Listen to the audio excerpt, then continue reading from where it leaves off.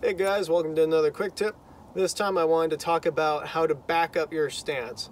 So this is another one where we're talking about moving in rambly alpine terrain.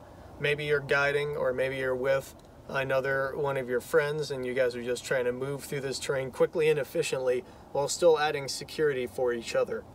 And so in this case, I moved up a little bit of a slightly, let's say a lower fourth class, maybe lower to upper fourth class section.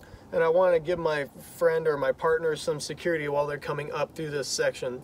And so one thing I could do, like in my last video, is I could stack the cams together.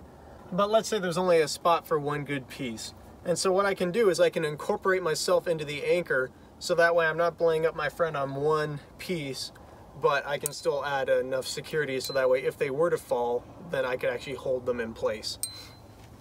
And so there you go. I'll place my cam somewhere. It's nice if it's a little bit higher than your waist, but you know, sometimes you have to work with what you can get.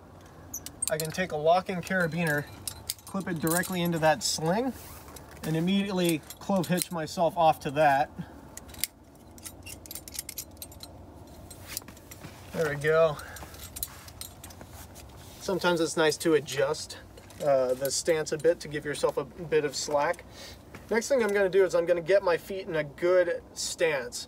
A lot of people use this sort of situation to just back up a non-existent stance.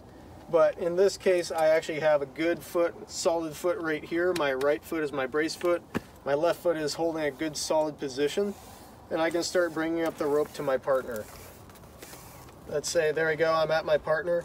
Now there's any number of ways I could belay them up. If I felt like they were going to move up this terrain really fast, I may consider doing a body belay, just like so, and making sure to keep the possible loaded climber strand on the same side as my brake strand, so that way if they do load it, I twist into my coils rather than the other way. If I loaded it opposite, and if they were to fall, I could easily twist out of my coils and get to a point where I'm not offering any friction.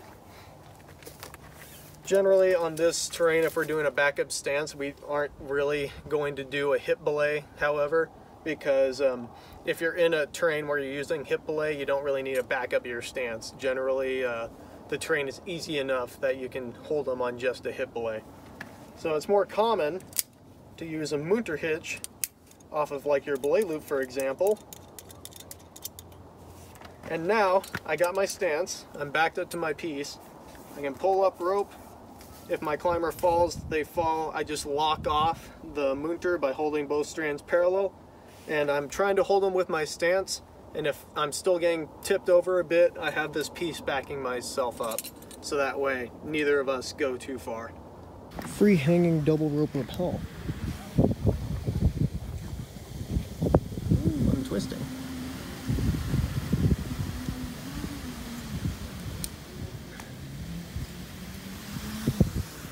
It's actually kind of hard to show in the video how big this rappel is. Here's the tagline.